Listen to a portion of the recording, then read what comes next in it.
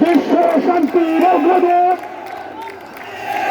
বাংলাদেশ আওয়ামী লীগের সভানেত্রী বঙ্গবন্ধু কন্যা জননেত্রী শেখ হাসিনার স্বদেশ প্রত্যাবর্তন দিবস উপলক্ষে আজকের এই আনন্দ শোভাযাত্রায় উপস্থিত হয়েছেন এই সিলেটের জনপ্রিয় এই সিলেট বিভাগের নবীনের বাসিওয়ালা যিনি অভিযোগ যুবলীগ স্বেচ্ছাসেবক লীগ জাতীয় কৃষক লীগকে ঐক্যবদ্ধ করে আজকে সিলেটের মাটিকে আওয়ামী লীগের ঘাঁটি হিসাবে রূপান্তরিত করেছেন।